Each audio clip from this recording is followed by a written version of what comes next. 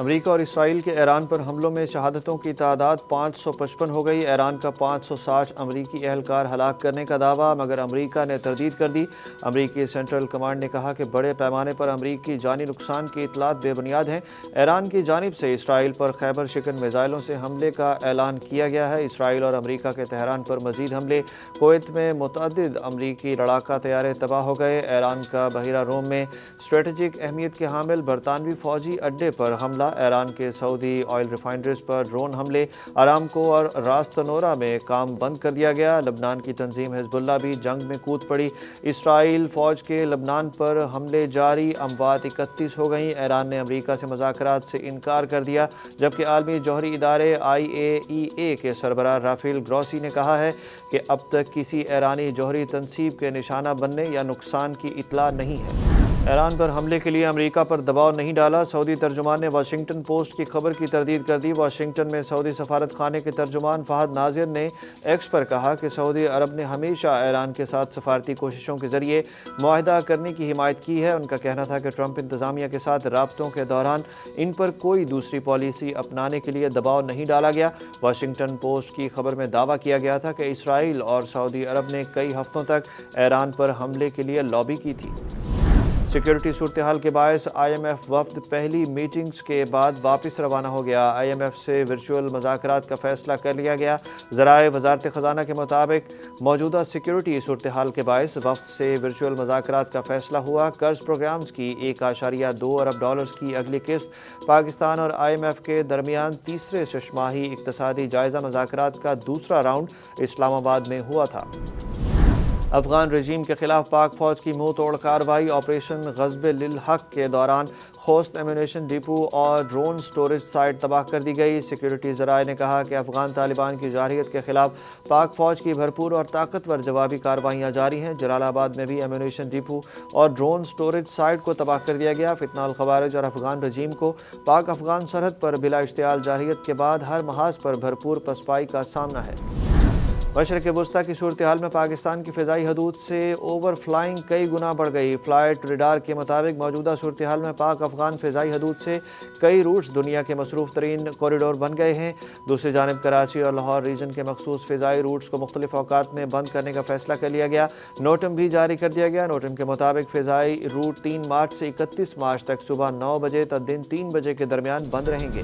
مشرق وسطیٰ میں کشیدگی کے دوران سعودی شہر ریاض امیر افراد اور سینئر ایگزیکٹوز کے انخلاء کا مرکز بن گیا۔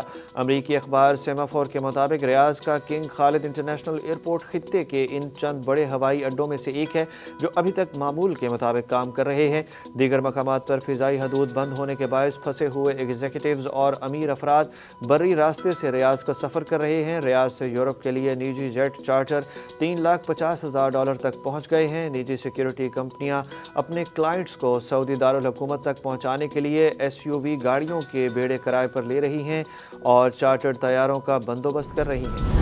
مشرق وسطیٰ میں جنگ سے دنیا بھر کی اسٹاک ایکسچینجز میں بھونچال آ گیا۔ عالمی منڈی میں خام تیل کی قیمت بڑھ گئی، سونے کے ریٹ بھی بڑھ گئے۔ ممبئی اسٹاک ایکسچینج کا سینسیکس 1291 پوائنٹس کم ہو کر 79,995 ہو گیا۔ نفٹی 50 416 پوائنٹس کم ہو کر 24,761 ہے۔ جاپان اسٹاک مارکیٹ 1.9% اور کورین اسٹاک مارکیٹ 2% گر گئی۔ خام تیل کی قیمت میں 5.79% اضافہ، قیمت $4.22 بڑھ کر $77.09 فی بیرل پر پہنچ گئی۔ عالمی مارکیٹ میں فی اونس سونا $133 مہنگا ہو کر $5,411 کا ہو گیا۔ پاکستان میں فی تولہ سونا $13,300 مہنگا ہو کر $5,63,862 کا ہو چکا ہے۔ خطے کی سیکیورٹی صورتحال کے پاکستانی معیشت پر شدید منفی اثرات۔ پاکستان سٹاک مارکیٹ کریش کر گئی، ایک ہی روز میں 16,000 پوائنٹس کی کمی، کاروبار روکنا پڑا۔ کاروبار کے آغاز پر ہی مارکیٹ شدید مندی کا شکار ہوئی، جس کے نتیجے میں KSE 100 انڈیکس میں تاریخ کی بدترین گراوٹ دیکھی گئی۔ انڈیکس میں 9% سے زائد کی کمی اور مارکیٹ ہالٹ کی سطح عبور کرنے کے باعث PSX انتظامیہ نے فوری طور پر ٹریڈنگ روک دی۔ ٹریڈنگ کے آغاز کے بعد انڈیکس 16,089 پوائنٹس کی کمی کے بعد 1,51,774 پوائنٹس پر بند ہوا۔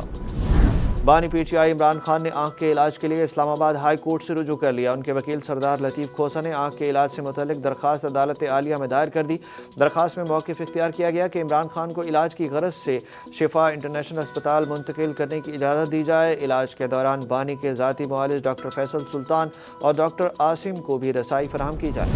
پنجاب میں موٹر سائیکل سمیت تمام گاڑیوں پر ای ٹیگ لگانے کا فیصلہ کر لیا گیا۔ وزیر اعلیٰ پنجاب مریم نواز نے منظوری دے دی۔ اجلاس کے دوران موجودہ حالات کے پیش نظر پنجاب کی مستقل سیکیورٹی کے لیے بائکس سمیت تمام وہیکلز پر ای ٹیگز لگانے کا فیصلہ کیا گیا ہے۔ اجلاس میں Punjab cyber crime investigation unit بنانے کی بھی منظوری دی گئی۔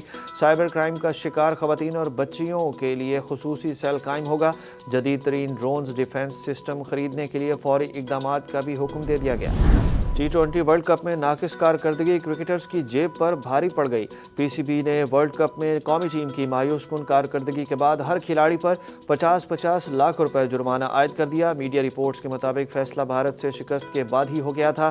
حکام نے واضح طور پر اسکواڈ کو آگاہ کر دیا ہے کہ اب ترجیحی سلوک ختم کر دیا گیا ہے اور مالی انعامات کا انحصار مکمل طور پر کارکردگی پر ہوگا۔ انہوں نے اس بات پر زور دیا کہ جس طرح عمدہ کارکردگی پر بونس دیا جاتا ہے، اسی طرح خراب نتائج پر سزا بھی بھگتنا ہوگی۔ ذرائع کے مطابق بھارت کے خلاف شکست کے فوراً بعد ہی ٹیم کو اس فیصلے سے آگاہ کر دیا گیا تھا۔